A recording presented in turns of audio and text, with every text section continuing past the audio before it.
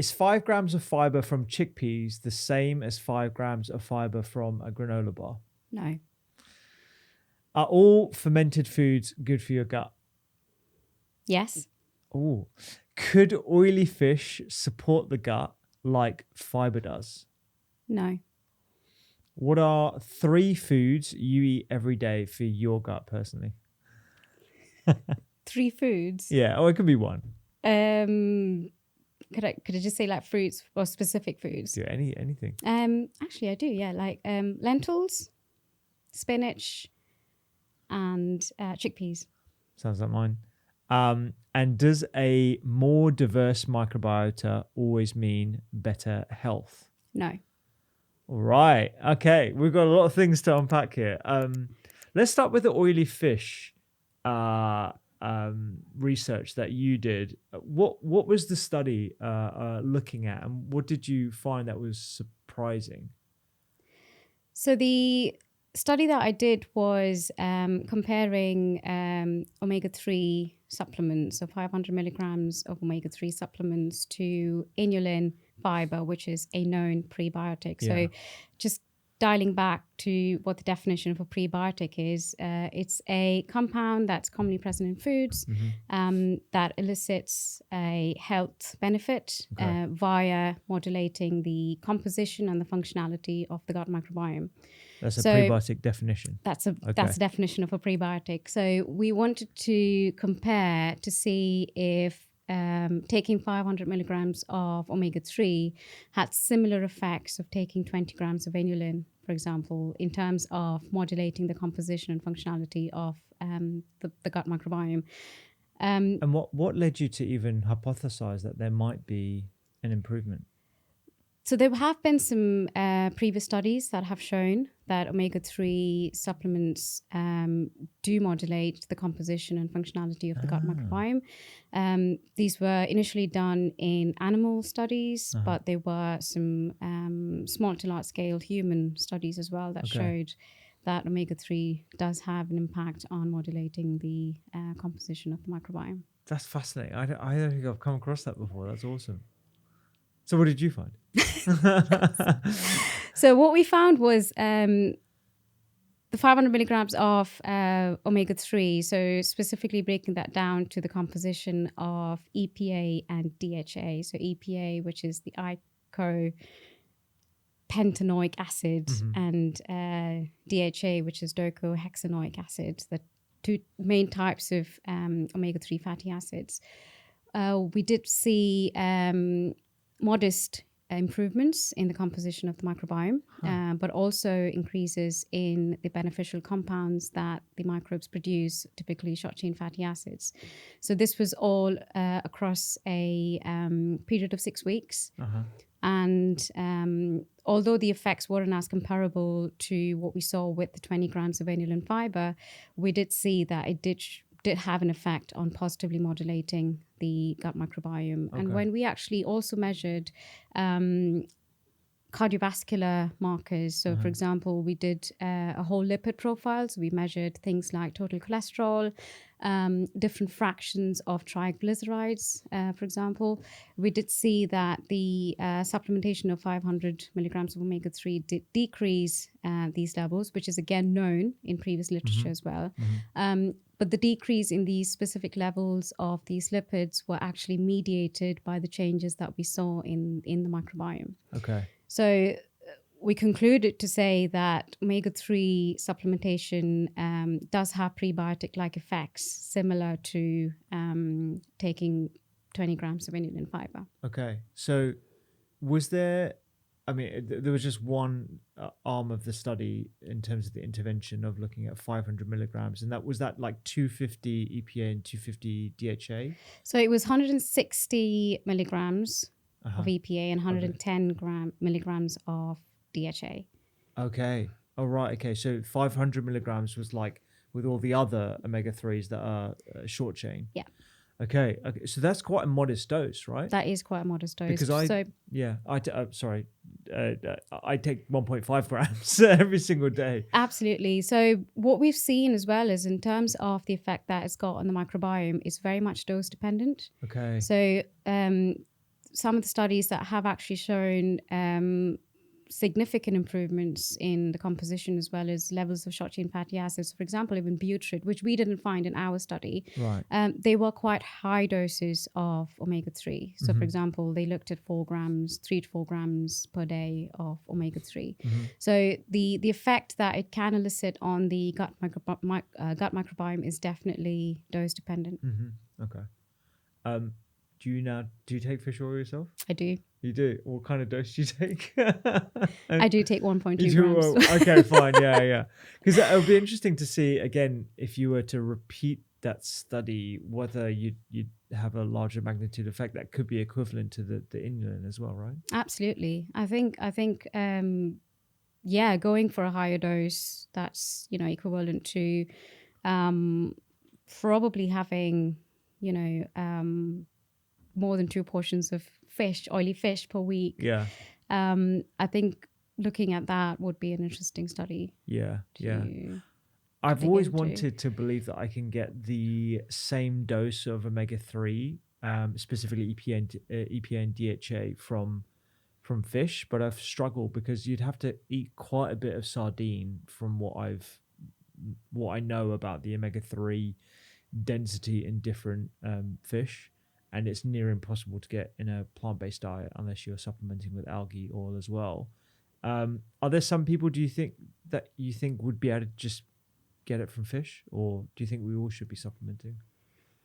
I don't necessarily think that we all should be supplementing. I mean, if your diet is predominantly fish-based, I mean, if you do eat a lot of oily fish, probably even, more than 2 portions a week, you should be able to get the required amount of omega-3s that's been shown to elicit the anti-inflammatory effects and the protective effects on cardiovascular disease and things. So I think the supplementation would come in if you're not able to meet those requirements, or like you said, if you're predominantly on a plant-based diet, then yes, you would look to supplement.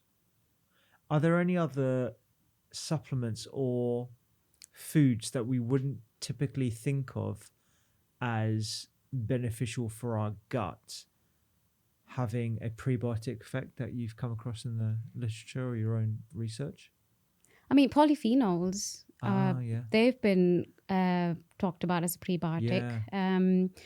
And it's predominantly because, they do get fermented or broken down by the gut microbes, and they produce all the beneficial molecules and also elicit anti-inflammatory effects. So polyphenols have been considered as a prebiotic as well. I think we're still exploring other types. And I would say this though, I mean, although we did say that omega-3 does elicit prebiotic-like effects, it's not really a prebiotic because, again, a prebiotic needs to be broken down by your gut microbes. So I think the word there is a prebiotic effect. So it's not really a prebiotic because I think a prebiotic again needs to get to your gut and needs to be broken down. So it acts as a substrate for your microbes. And then when it does that, it breaks down, so for example, the fiber or the polyphenols to then release these beneficial compounds, then has health benefits. So although we do see changes that the omega-3 does confer on the composition and functionality of the microbiome, it doesn't actually necessarily mean that the microbes are breaking down or fermenting the omega-3s, because there's obviously omega-3s are they're fats. They're just fats, right? yeah. This is why I was quite absorbed. because that's why it's quite stuck in my mind anyway. I just think of as good as they are and as beneficial as they are, I don't think I've ever considered them to have a beneficial effect on the gut because they're not like a typical prebiotic that you've heard of before. But I guess to clarify what you said, they're having a prebiotic-like effect rather than being a true prebiotic. And what are some true probiotics that are like bona fide? They've got the Dr Amrita stamp of approval that they are probiotics in the truest sense. Dietary fibers. I mean, the research I've done, inulin, for example, inulin's typically found in things like chicory root, leeks, onions, garlic. So Inulin's been extensively studied for its prebiotic effects, mainly because it produces butyrate, and butyrate is obviously a type of short-chain fatty acid that helps to maintain the lining of the gut and have anti-inflammatory effects, and also been implicated in a range of other metabolic disorders as well. So it's been protective against a whole range of metabolic disorders. Do you think it's necessary for us to supplement with inulin on top of having a high fiber diet? Because I personally don't take inulin in a supplemental form. I just try and get you saw my lunch earlier, it's like white beans and I had radish and all the rest of it. Do you think there's an added benefit of adding a little bit more inulin if you can tolerate it, or can you get enough from your diet? I mean, so obviously being a researcher or being a scientist, the studies that I do look at isolated forms of sort of isolated components of food. So, for example, inulin fiber. But this is just for us to understand the mechanisms, because we obviously isolate it from specific foods. It's more easier to understand how that specific component has an effect on the body. But if you ask me, I mean, I always root for whole foods over supplements. And if you are actually getting enough fiber as part of your diet, I wouldn't recommend supplementing it with additional fiber, for example. You're doing yourself enough good in just having a diverse diet with different types of fiber. So this is the other thing about fibers. It's not one size fits all. It's it's not looking at just one type or one specific fiber. It's about looking at a whole broad range of different types of fibers, because all these different types of fibers have different effects in your body. So it's always better to incorporate a whole range of different foods, because you then get different types of fibers incorporated as part of your diet, which then has, a whole range of different health benefits. So it's benefiting you overall, rather than looking at just one specific type of fiber and one specific health benefit that's associated with it. Yeah. This is going to sound like a silly question. Is there just one type of inulin?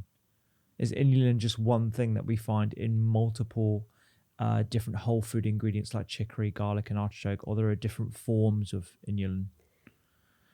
I'm not 100% sure of this, but I think they might slightly vary in structure. We'll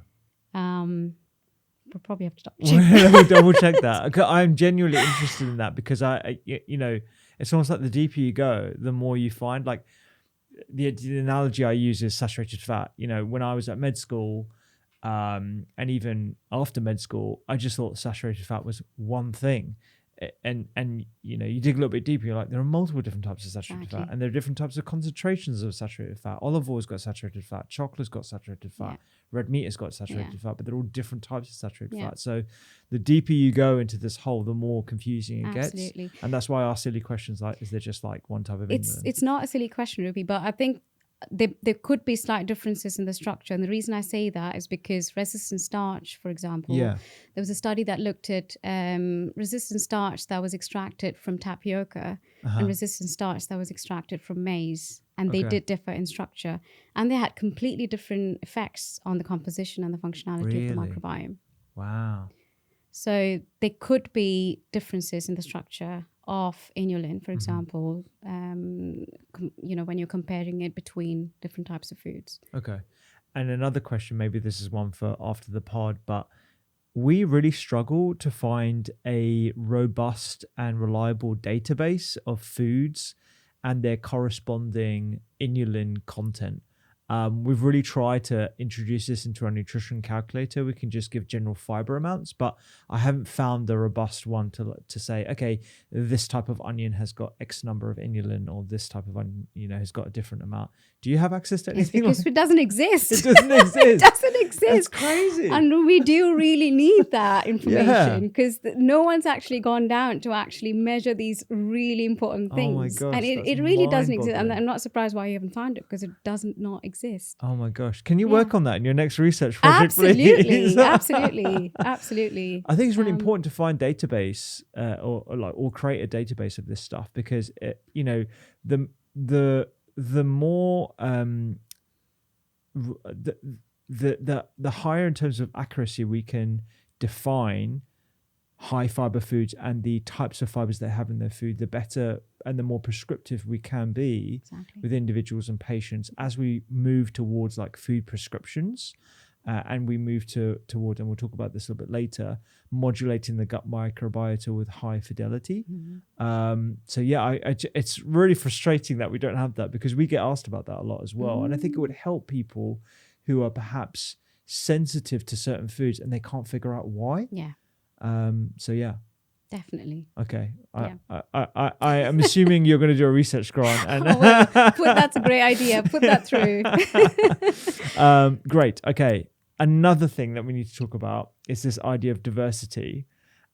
So a general theme, I think, within the gut health world is to get aim for a more diverse microbiota. You said in the quick fire questions that a diverse microbiota isn't necessarily indicative of better health. Can we unpack that a bit?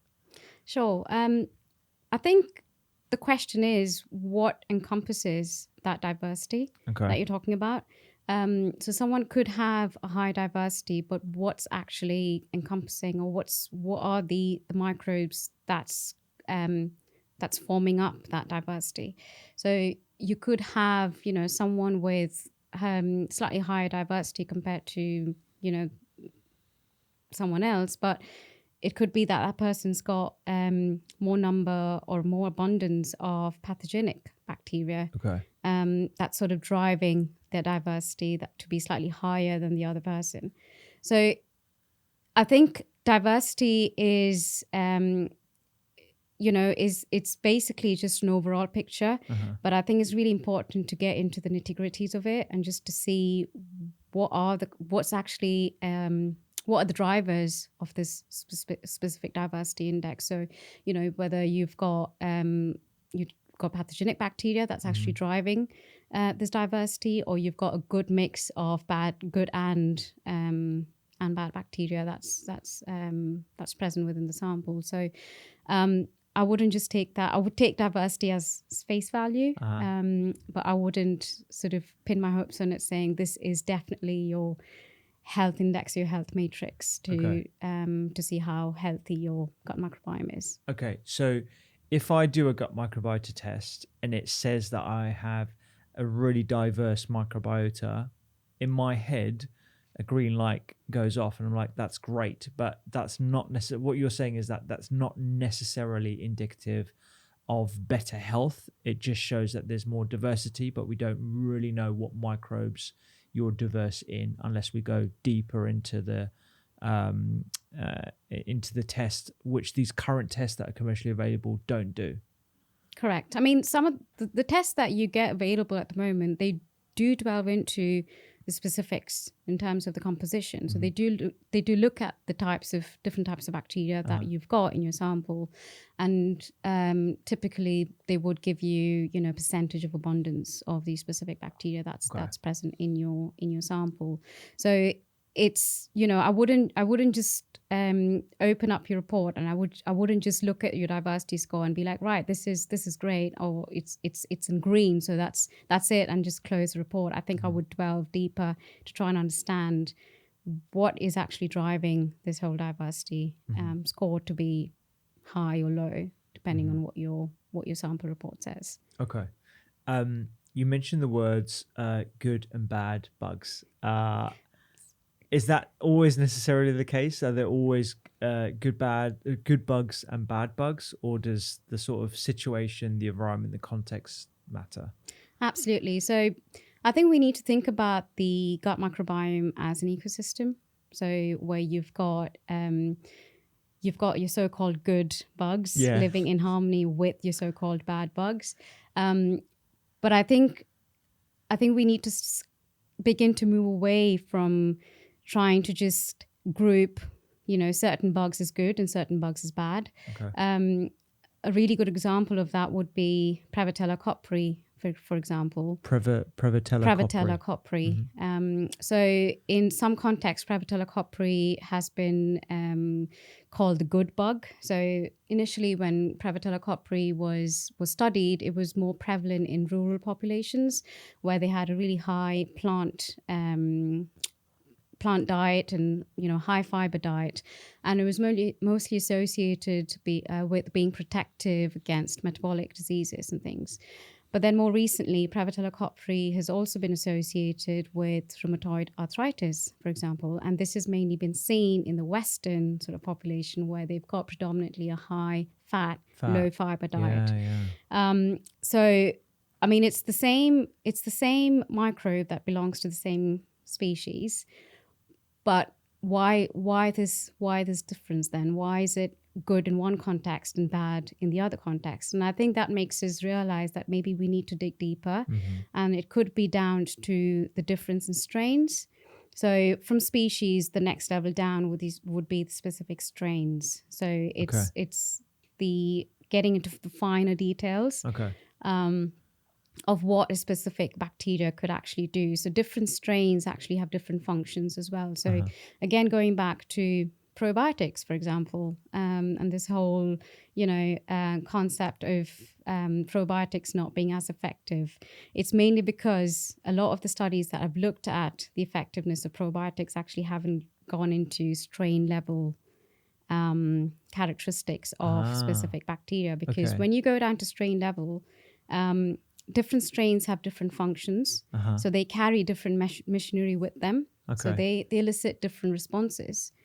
And so it's really important to go down to strain level, because that's when you realize that, actually, you've got the same species, but two different strains belonging to that same species, but having completely different functionalities within the microbiome. So to use an analogy that might be imperfect here. So when we're talking about species and strains, I'm thinking about cars around the world.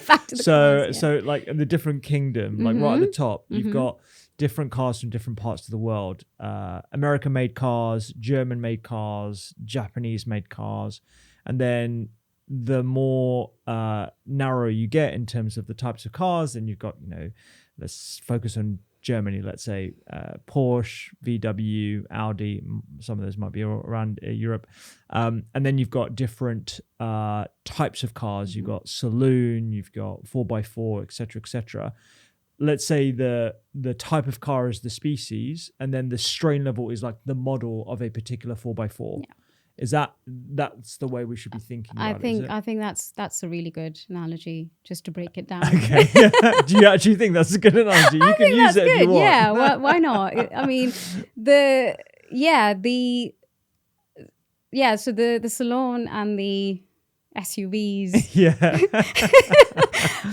could be the strain level.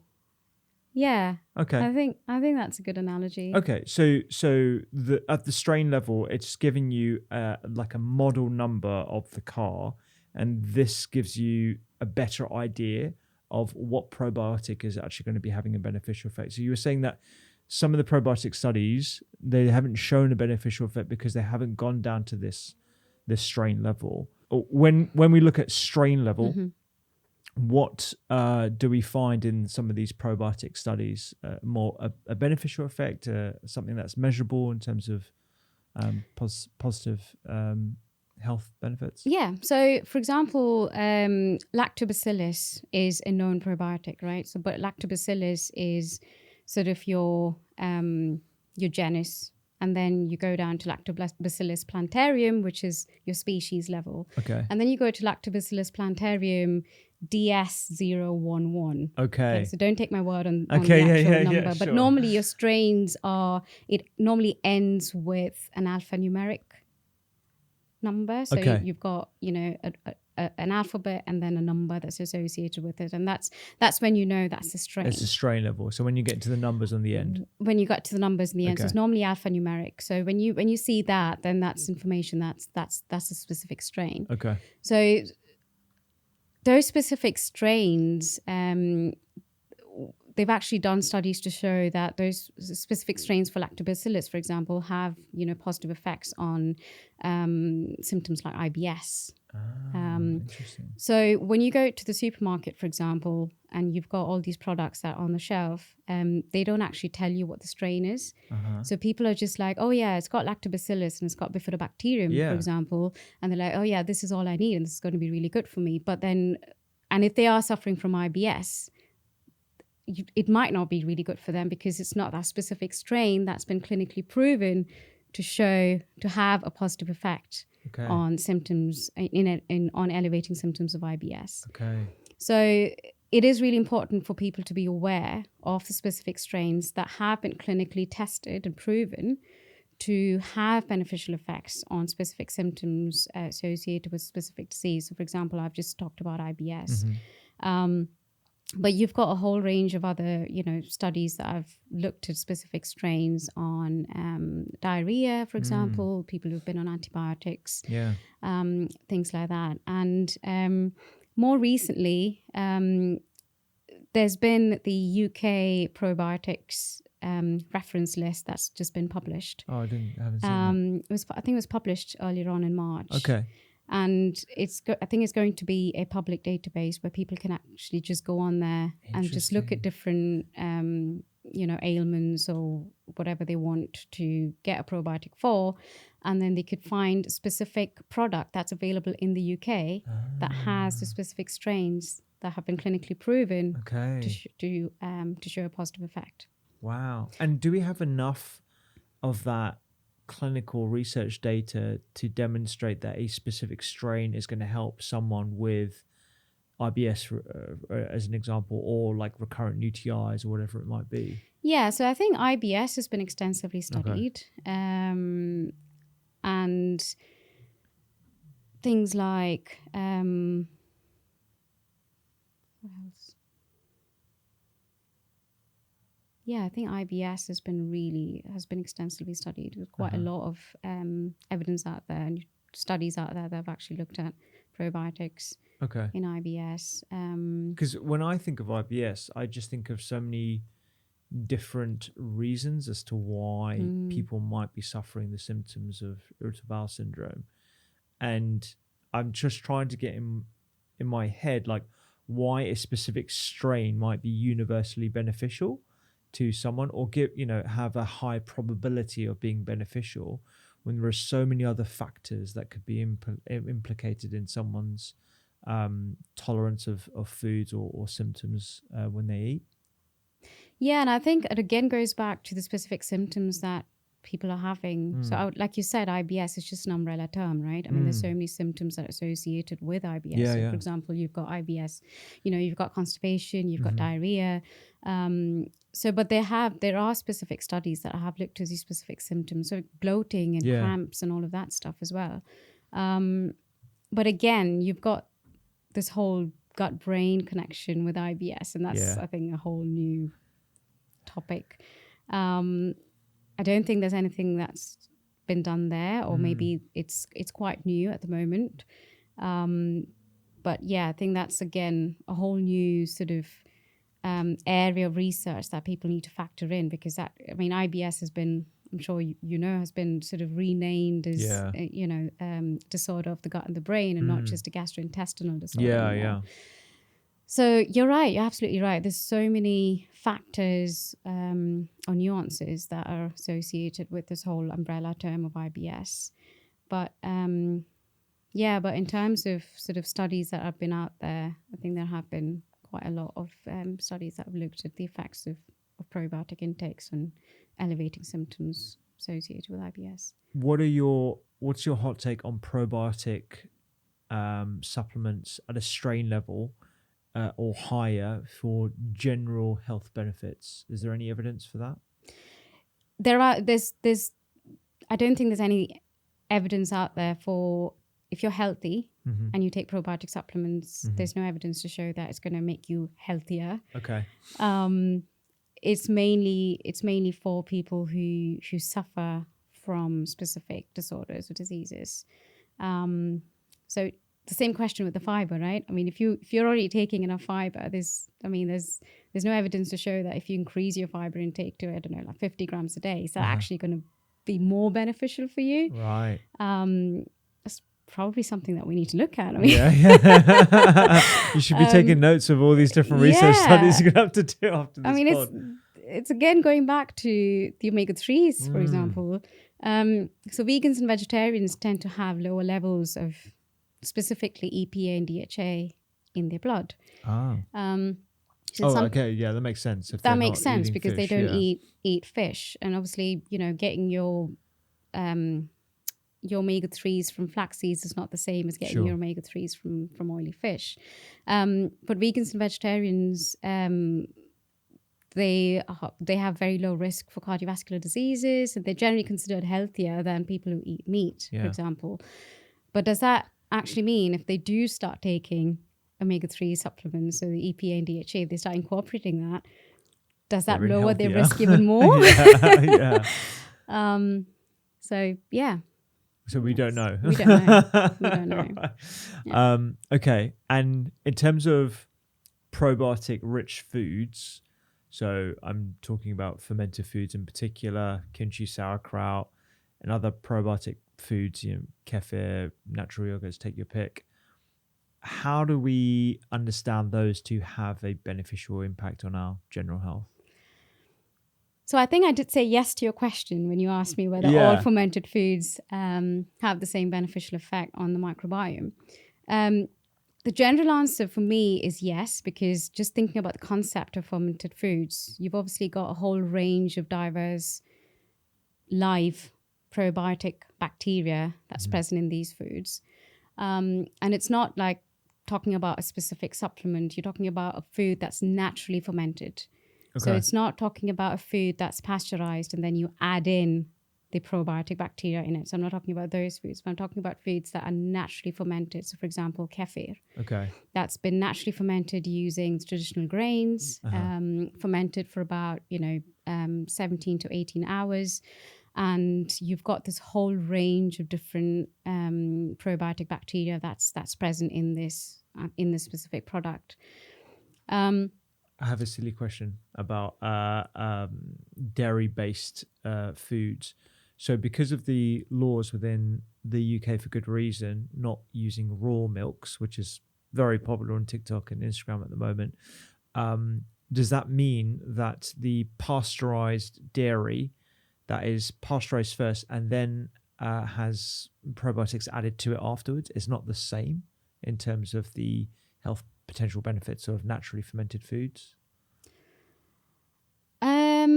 I would say that the probiotics that are added into products, I think I would say that they don't necessarily withstand the acidic environment in the stomach, and they don't necessarily always pass through that and embed themselves within the gut. Okay. Compared to a product that's been naturally fermented and where you've got microbes that are used to being in an acidic environment because of the natural fermentation process. Okay. And those microbes, because they're used to that sort of environment in the first place, they do have more of a tendency to withstand the acidic environment of the stomach, and then go through and embed itself within the gut. Gotcha. So it's just, thinking of it from an ecological point of view, it's, what are these microbes used to? What sort of environment are they used to? Okay, that makes sense. So sorry, I cut you off there. You were about to talk about foods that are naturally fermented, like kefir and some others. Yes. So so things like kefir, sauerkraut, kimchi, that's all been naturally fermented. They tend to have a more diverse range of bacteria in them. So you've got more chance. And like I said, the acidic environment also helps these bacteria to withstand the acidic environment in the stomach and then go through and make it into the gut. But also you've basically got a much more diverse range of these beneficial bacteria. So there are more chances of not all of them, probably more chances of most of them sort of getting through and embedding themselves within the gut. So in terms of that, when you look at the odds of eating or consuming a fermented food compared to taking a probiotic supplement, for example. Okay. You've got more chances of benefiting from having a fermented food. Gotcha. Rather than taking a supplement. Okay, so the way I see it, the way I understand it in my simple brain, is and almost like a synthetic addition of a probiotic that has been grown specifically to be injected into a food is less resilient than one that has been naturally fermented in a kimchi or sauerkraut or something that you've made on, either bought from the supermarket and is in the refrigerated section, or one that you've made using a mother culture, because that's more likely to withstand the acidic environment in your gut because it mirrors the process that it's had to go through when you've created said product in the first place. Is that correct? Okay, great. Correct. All right. And I'd just like to quickly add on that as well. So it's not just the microbes, the diversity of the microbes that's actually in the product, that occurs in the product because of the natural fermentation process, but it's also the metabolites that these microbes produce. Okay. So you've got the added benefit of not just having having the microbes, but also the beneficial metabolites that these microbes produce. So again, that also sort of increases its chances of making it through the acidic environment and embedding itself within the gut. So it's an added benefit there.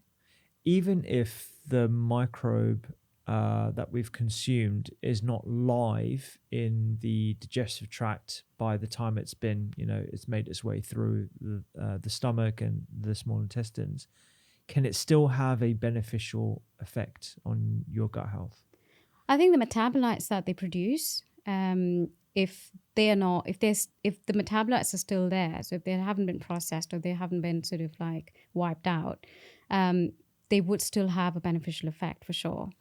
There are products that you might find in the supermarket where they've sort of pasteurized the product.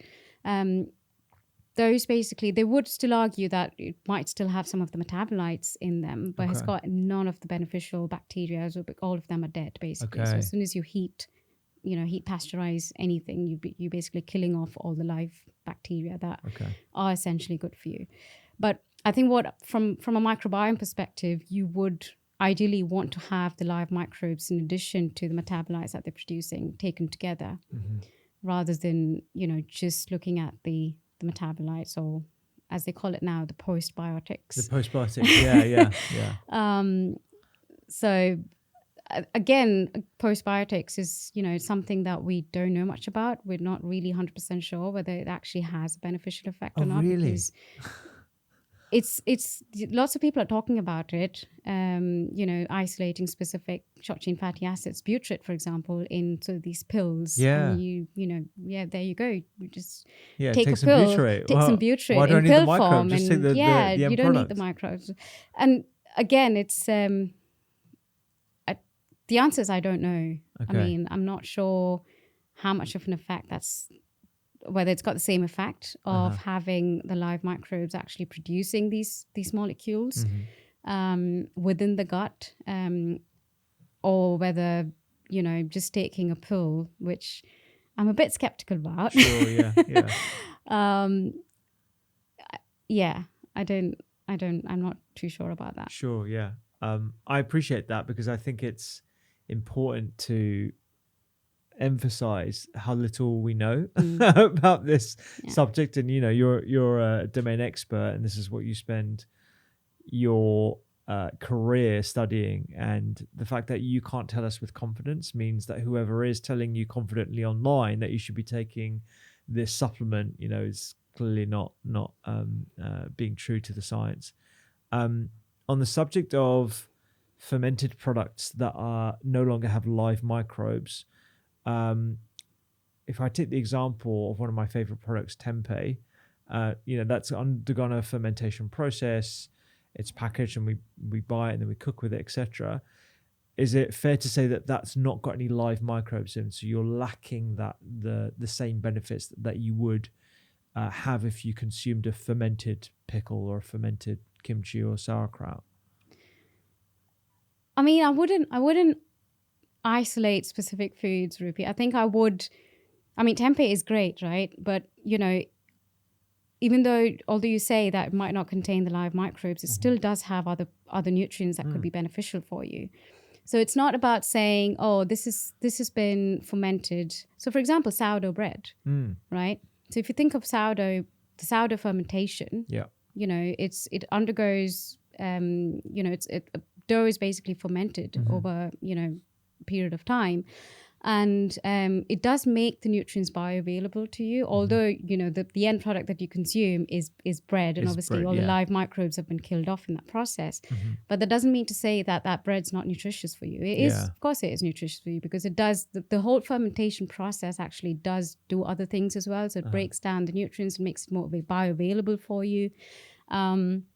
And there obviously have been studies that looked at sourdough bread in improving blood sugar levels, and it can have positive impacts on the gut microbiome as well. So I wouldn't specifically isolate or just look at a specific food product and be like, right, okay, so this has been fermented, but it's been cooked or it's been heat treated. So that's because it hasn't got the live microbes in it. It's not going to be beneficial for me. Of course, when you're comparing that to something that's got live bacteria, you'd probably have more benefits when you consume, a fermented food that's got the live bacteria in it. But it's about a balance. Totally. And it's about incorporating that's why it's about incorporating a whole range of different foods in your diet, because you might get something out of one specific food which you might not get from the other. So it's about balancing it out that way. Absolutely. Yeah. And it's like top chance with food. If we were going to compare the microbe availability across tempeh and kimchi, the difference is obvious. But tempeh's got like a ton of protein in, and kimchi will have relatively little. Exactly.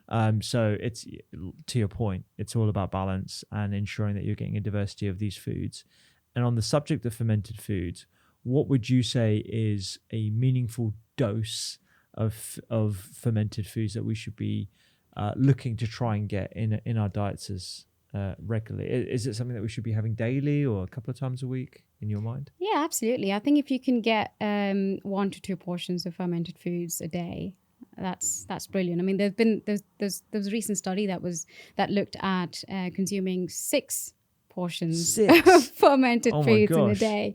Obviously, What's a portion? Is that like a tablespoon or like a? I mean, yeah, but I'm not sure whether they had specific recommendations, and I'm sure they did. I mean, I don't think they were asked to eat bowls of kimchi and sauerkraut, and bowl of portion. but no, they were asked to incorporate 6 servings of fermented foods in a day, and wow, that's a lot. What they found was like, they had tremendous impacts on reducing inflammatory markers, and obviously having positive effect on microbiome as well. And this was over a period of 6 weeks. So, I mean, I'm not saying aim for 6. I mean, if you can aim for 6 portions a day of fermented foods, that's brilliant. But I think 1 to 2 portions, a day, just adding in a ferment as part of your daily diet, I think it's going to do you more good than harm. So. I know this is a difficult question to answer, but I'm a big fan of incorporating some of these probiotic foods. Am I saying that right?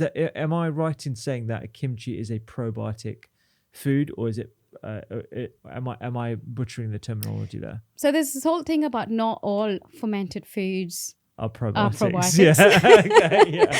Because again, if you go back to the definition of a probiotic, they're basically live microbes that elicit a health benefit when consumed in certain amounts. Okay. So, but I mean, I would say that kimchi could have probiotic bacteria in them, because it's the whole process of the natural fermentation basically allows a whole diverse range of live bacteria in them. So you might have that Lactobacillus plantarum, which is considered a probiotic in kimchi. So I would just look at fermented foods as, most likely to have at least 1 or 2 probiotic bacteria in them, because it's a natural fermentation process. Obviously, it also depends on, Lactobacillus, for example. It's mainly, you probably would find it in things like dairy and all of that, but not to say that you might have it in kimchi or definitely sourdough. When you look at sourdough bread, the profile of it before it's been cooked, it does have lactobacillus in it as well. So so lactobacillus is like it's really diverse. And it's I think it's a super bug that you can probably find in almost all kinds of foods. You've likely answered this question already, but I'm a big fan of using products like kimchi or sauerkraut as a flavor base and cooking with them. So instead of just serving it on the side of a diversity bowl or protein bowl or whatever as sort of like part of the salad, I'll throw it into a stew with onions as the base, some olives, and then like I'll throw in like either a sauerkraut or something like that with some white beans, and then top it with either leftover chicken or crispy tofu, whatever it might be. Am I damaging to if I can use that terminology, the probiotic benefits? Am I sort of reducing the microbial benefits to me by cooking it slightly, or does it not really matter as much? I think by cooking it depends on how aggressive you are. Low to medium heat. In cooking it, if you're like sort of like stewing it for about half an hour, that's all your live bugs gone. Okay, okay. But I think if you add it towards the end of your cooking process, that's probably you're probably preserving it a bit more, I would say. Yeah. So I guess like within this, a diversity is the best strategy. So cooking it a bit, cooking it lightly, having it somewhat raw. It's the same sort of approach I take with vegetables in general. Like sometimes I will have spinach just washed and finely chopped, and I put that into the end of a meal, or I serve it as part of a salad. That way you get more vitamin C. Sometimes I will use it and I'll throw it into the stew and it will cook down for 10-15 minutes. So I've lost a lot of the heat sensitive vitamin C, but I'm still getting some benefits from the other polyphenols that you find in spinach. So diversity is a great strategy. Okay. Yes. On the subject of 30 plants a week. So this is something that is very common. I've written about it in my books. We've talked about it on the podcast before. Should we all be aiming for 30 plants a week? Is this something that you think is bona fide science, or is it a complicated, sticky situation? I think the 30 plants a week is just a guide. Okay. I wouldn't say that it's written in stone that you have to achieve the 30 plants a week for you to gain maximum benefit in terms of improving your microbiome. I think it's a guide for you to reach up to 30 plants a week, and if you can reach 30 plants a week or more, that's brilliant. But I think I would see that as a guide to encourage people to incorporate more plant-based foods as part of their daily diet. Okay, fine. So if you can't hit 30 plants a week, you're not failing. If you're incorporating fermented foods and high-fibre foods every single day, that's probably the most important thing. I don't want to put words in your mouth, but is that the most important thing in your mind? I don't think I would say that's the most important thing for me. What is the most for me, I don't think I've got one most important thing as far as I think for me, it's like it's just incorporate things into your diet. So, for example, fermented foods are great, so just add that in. People say 30 plants a week. Use that as a guide. So just add as much things as you can. I wouldn't try and single out a specific food or a specific ingredient and say you have to incorporate that. That's the most important thing that you have to incorporate as part of your every meal. I think having, a balanced whole food diet and having that approach is going to get you far anyway. Yeah. And just looking at it from, someone who's got, who probably hasn't got a very, diverse diet. I think all of these things just gives them, sort of maybe motivates, encourages them to at least add in one thing in a day and then build that up a bit further as they go. Because it's overwhelming for someone who's not used to eating, 30 plants a week. It's probably really overwhelming. That number can actually put someone off.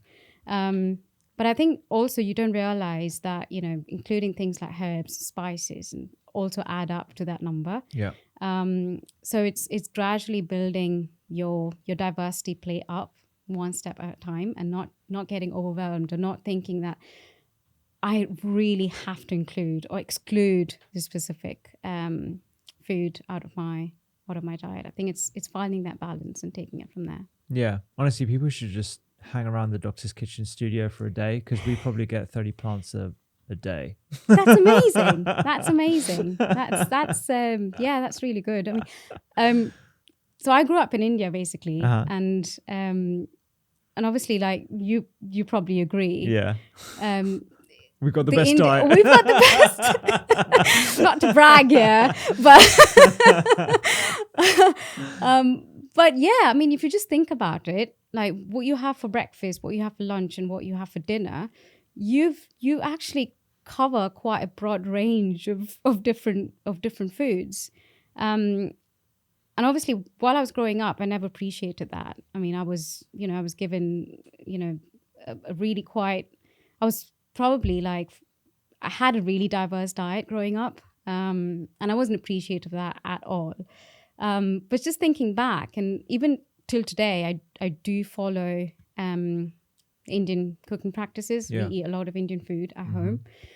And, I open up my spice box, and you've just got, a whole range of different spices, and you just add a little bit of that into your dish, and there you go. That's like 15, you've hit 15 different plant-based foods already in just one dish. Yeah. So I think it's easier than what people think it is to achieve or increase the diversity as part of the diet. It's about adding stuff in rather than taking things out and restricting yourself from specific foods. Where did you grow up in India? Bangalore. Yeah. And what would be like a typical breakfast, let's say, when you were growing up or amongst your family?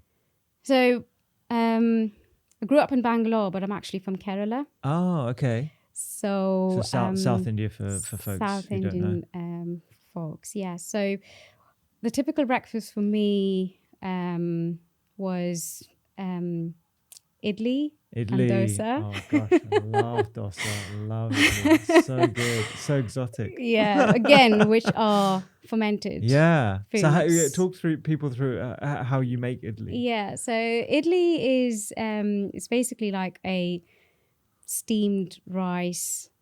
What do you call it? It's not a pancake, is it? It's more of a... Yeah, it's puffy, isn't it? It's puffy, yeah. so it's kind of like a pancake, but like I find it's a bit more bready than a pancake. Like a bready thing. I would call the dosa as a pancake. Yeah, more than, it's like a fine crepe. Yeah, like a fine crepe, basically. So the whole process of making that, Mum would soak some dal, some rice, fenugreek seeds.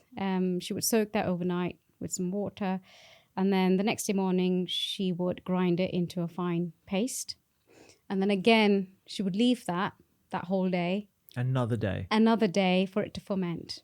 And obviously in India you're blessed with warm weather, so you've got a dough that's risen to double its size the following day, the following morning. And for idlis, we've got specific molds that we use. So they're like muffin molds. And when you say mold, we're not talking about a microbe mold. We're talking about an actual like cooking mold. Yeah, cooking mold, basically. So for idlis, you just put it into that, and then you steam it for about 10-15 minutes, and you've got these fluffy pancake type things. And we normally have that with sambar, which is a lentil based gravy as such. Predominantly made of tur dal, some onions and tomatoes, and spiced up with some turmeric, chili powder. Yeah. And she would throw in some vegetables in there as well, so things like drumstick, carrots. So we would have that, along with the idlis. Or she would make a coconut-based chutney. Oh, I love that. So good. Again, the coconut-based chutney would either be made with coriander, a mix of coriander and mint leaves. Yeah. Okay. So coconut chutney with coconut chutney with the idli or the dosa, which is the with the idli. You haven't introduced a starter or anything like that. It's just the natural microbes that live on the surface of the rice and the lentils that you've blended up the day before. Exactly. Yeah. So there's no starter culture. There are no like grains that help in the fermentation process. It's just the natural microbes that's present in the grains and the lentils, and also on your hands. Mom's hands. Yeah. Because she would go in and she would mix it with her hands. This is the thing. This is why Mum's cooking always tastes better. Yeah. It's because they're introducing their microbes. Absolutely. And it's coming from love. Absolutely. You know, there is actually science behind this, right? Definitely. The extra love from Mom's microbes. Yeah. And so when you look at that breakfast through the lens of your academic work and your career, you know, I'm looking at that and thinking that's got 30 plant points pretty much in already. You've got the rice, the lentils, the other type of lentil, the drumstick, the carrots, the spices, the coconut chutney on the side. You've probably got some extra vegetables thrown in there. Like your breakfast is like 15 plant points or something. It's incredible. It is. And I'm obviously now being in the field, I'm like, oh gosh, yeah. Wasn't appreciative of that at all while I was growing up and eating all of that healthy food. But there you go. You just hit those 30 plants a week, or not even a week, in a day, just by having a nutrient dense breakfast and then followed by lunch and dinner. So when you did your talk where we connected the first time, you were talking about describing a Mediterranean diet to either Indian patients in the UK or Indian patients in India. I can't remember exactly where now. How do you approach this? Because Mediterranean diet, I think, is touted as, the best microbiota supporting diet out there. But how do we translate that into more of the principles rather than a cuisine choice? So when you sort of peel back the principles behind the Mediterranean diet, it's basically a diet that's high in fiber. It's basically a diet that's high in polyphenols. It's a nutrient dense diet. So I think if we look at it from that principle, it's quite easy to translate that to different cultures. So for example, I did go to India where I did a dietary intervention study in the south of India again. I went to Kerala. That's where I'm from. For Mum's cooking. Mum's cooking. To do a bit of research. And the whole point of that dietary intervention study was to so there's a specific group of patients that had non-alcoholic fatty liver disease. And the aim of that study was to provide them with a low GI diet, because a low GI diet, so basically increasing the amount of fiber in their diet, would automatically lower their liver fat and help improve their symptoms of non-alcoholic fatty liver disease. And we call it something different now. We call it MASLD. MASLD, yeah. Metabolic associated steatosis of liver. MASLD, MASLD. I don't know why. Complicated. I think it's because there was a stereotype or some sort of politically incorrect nature of saying non-alcoholic fatty liver disease, and they wanted to take the alcohol out of it. But anyway, MASLD. MASLD. So so the concept was to prescribe them a diet that was going to be high in fiber, and with the aim of them having specific outcomes that were associated with NAFL, so lower liver fat, which was one of the main outcomes. And when we went out there, obviously went with a group of my colleagues from the University of Nottingham, and obviously except for me, all my other colleagues had no idea about what the typical diet is back there. So, we kept talking about, the Mediterranean diet. But I kept saying to them, I don't think they're actually going to understand what a Mediterranean diet is. So we really need to just stay clear from using that term, but just think about the principles behind the Mediterranean diet. So increasing fiber, increasing specific, nutrients in the diet that's actually going to have beneficial effects on reducing their liver fat. So when we went out there and we had a chat with the group of participants, and these were all men, by the way. And in India, there's this whole culture of the women actually cook the food, not the men. So we again hit another roadblock because it was not just, educating the men about the benefits of going on this specific diet, because, they'd be like, oh, yeah, okay, yeah, I'm happy to take part. But then that wasn't translating into anything because, they're not the ones going back home and cooking. Yeah. And when they would go back home and then sort of explain to their wives or their partners that this is the study I'm taking part in and you need to start cooking in a different way, that was it. The women were like, but why? Tell me why. Yeah. So we then realized that we needed to actually educate the women in the household who were actually cooking the food and try and explain to them the benefits of making that shift in their cooking practices and in the food that they were eating. And again, the next question was that, would I have to then cook 2 separate meals, so one for my husband and then one for the rest of the family? And then again, we had to, say to them that, well, it's not just going to benefit your husband. Actually, this specific diet, increasing fiber, is not just meant for your husband to feel better, but actually it's going to benefit you and your kids and the whole family in the long run. So I think it was a really interesting exercise, and I think an eye-opener for a lot of my colleagues as well, to realize that, dietary interventions probably done in the UK don't translate directly to dietary interventions that are done in a different part of the world. Yeah. So it's really important to take on board the cultural specifics, the difference in diet, the different traditions, and also sort of educating them in a manner that actually is going to make sustainable differences, in being able to incorporate that specific diet as well. So, the intervention was quite simple. It was replacing white rice with red rice, which is a common type of rice that's commonly found in Kerala. Oh, is it commonly found in Kerala? Because I've heard of Kamagu rice, but I think that's French.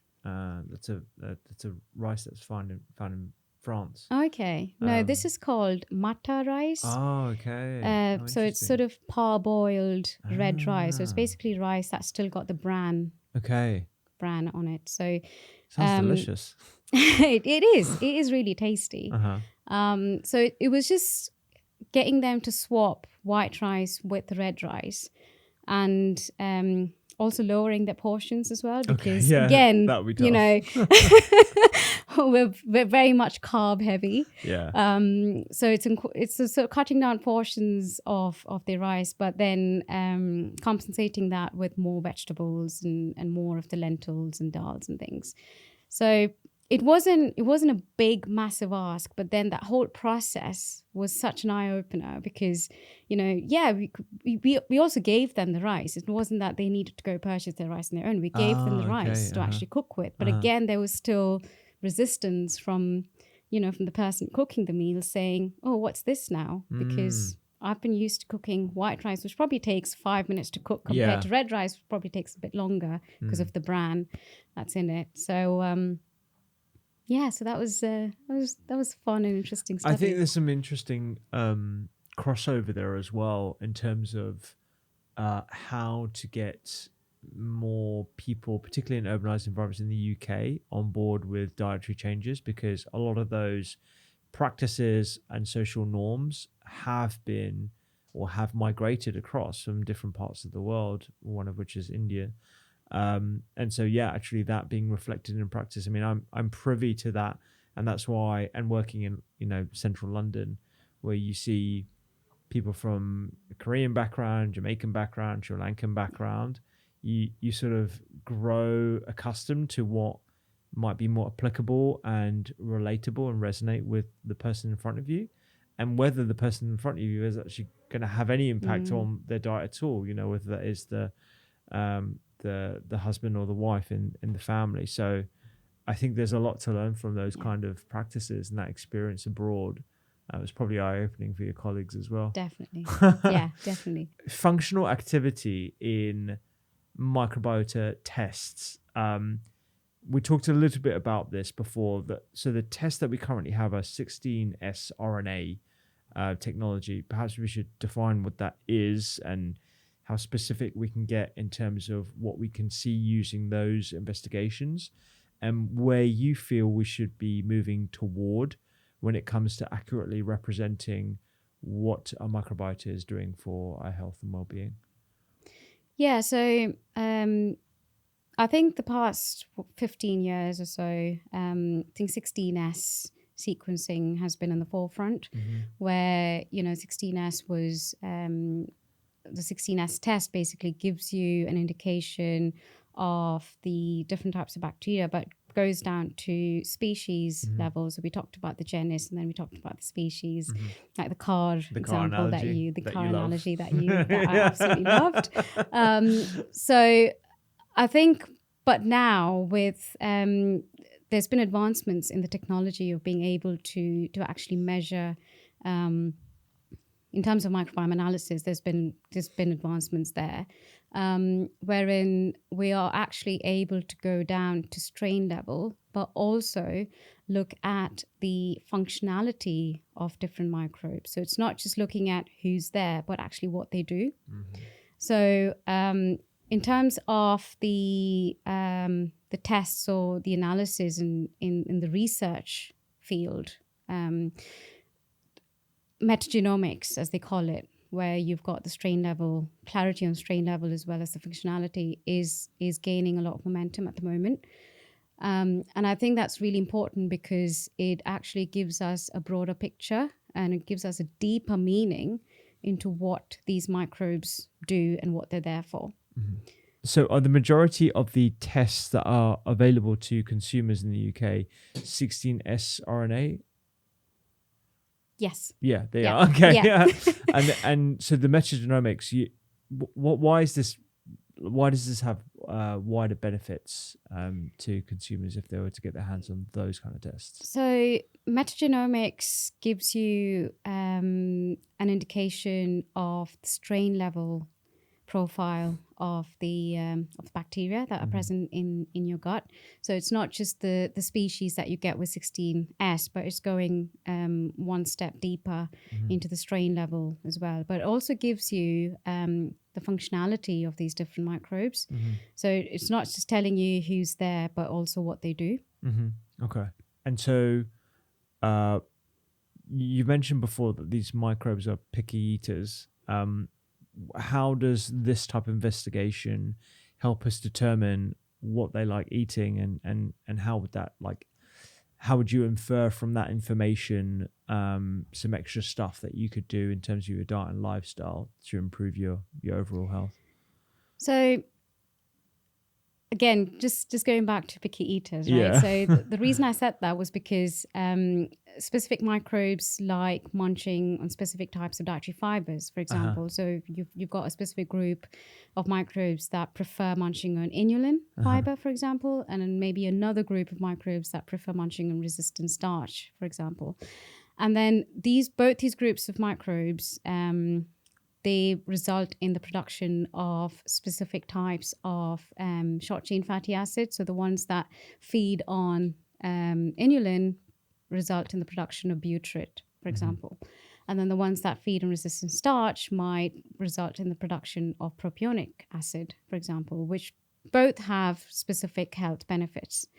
So with the metagenomics, we're able to actually identify which are those microbes that have the ability to produce butyrate. So and also specific microbes that have the ability to break down carbohydrates, so have the machinery to actually break down dietary fiber. So when you do a dietary fiber intervention, for example, if you've got a group of people who actually haven't got the machinery to break down dietary fibers, you might not even see, or you might not even find differences in their endpoints that you're looking for. So interesting. Specific people or specific interventions or have incorporating fiber, for example, it might sort of increase the abundance of that machinery if you've already got it, which is a good thing, which means to say that you're more well equipped to break down dietary fibers and then therefore release the short chain fatty acids that are beneficial for you.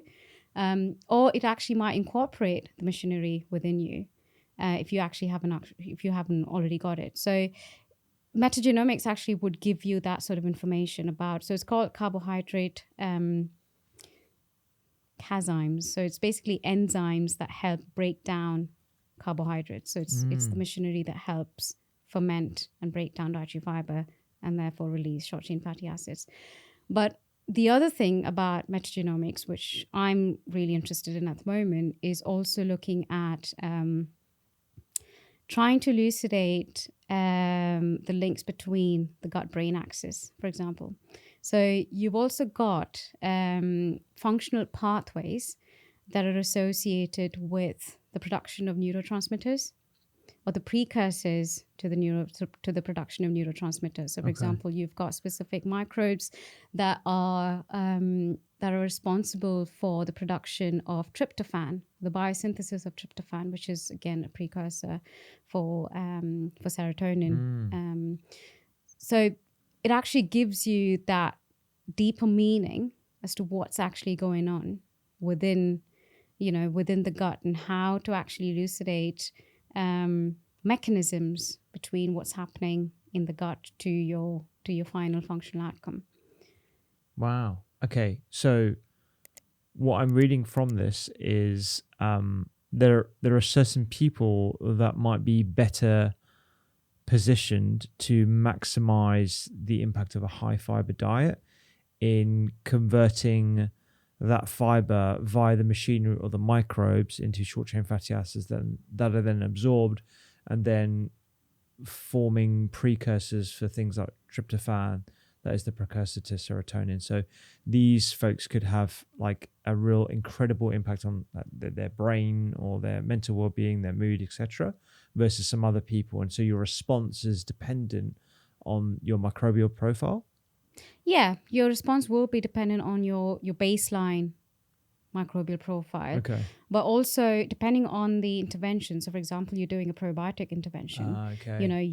You sort of embed these beneficial microbes within your gut for you actually to then be able to have or incorporate that machinery that you need to break down or digest specific foods better, and then for you to maximize the benefits out of it. Okay, that's fascinating. And are there blood tests that we should be looking at in conjunction with some of these microbial tests to determine, a beneficial effect?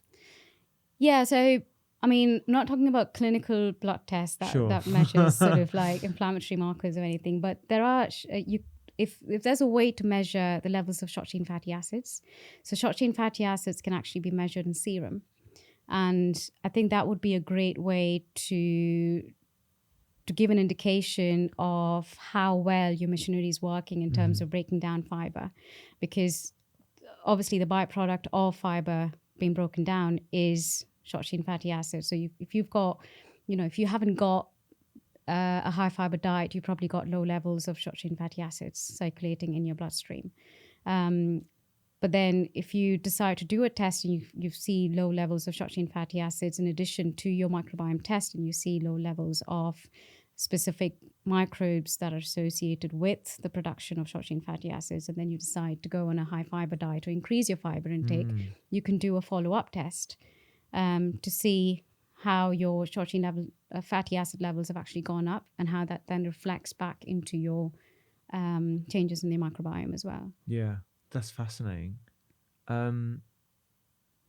to bring this conversation to a close, I'd love to learn a little bit about some of the things that you've changed in your own lifestyle or advised to perhaps loved ones or colleagues about changes to improve their health. I know one of them, which is fish oil, from the sounds of things, and your research. Are there any others in that vein that you've introduced as a result of your work? I think for me, Rupi, I think it goes back to just keeping it really simple. Just going back to, you know, if you're going grocery shopping, for example, I would just pick foods that are in its natural state and natural form. Not to say that, you know, beans in a can are going to be bad for you. Absolutely not. But then I wouldn't go for baked beans in tomato sauce. I would just go for cannellini beans that are in, you know, that's in water basically, and do my own thing with it.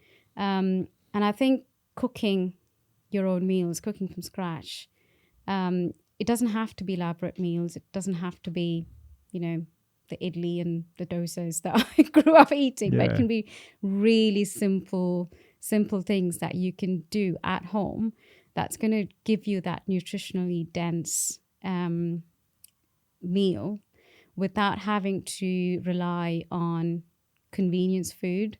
And like I think we all keep talking about, there's no such thing as a silver bullet. It's about just going back to your roots, and it's about just questioning or asking yourself, how is this going to actually benefit me? You know, just looking at the ingredients, for example, you know, if it's got 10 ingredients on it, question it. Okay. Compared to 2 or 3 ingredients, you know, so it's just simple things like that. And I think for me, a whole food approach is something that I personally stick to, and that's something that I advise to people, friends and family as well. And it's really not that hard. Really not that hard. I think it's, you know, everything's just really confusing and colluded at the moment with so many options. Yeah. But I think don't let those things take you away from thinking about raw food, and just asking yourself, you know, was this something that my granddad or my grandma ate, you know, back in those days? And if it's a no, then I would stay clear from it. Okay.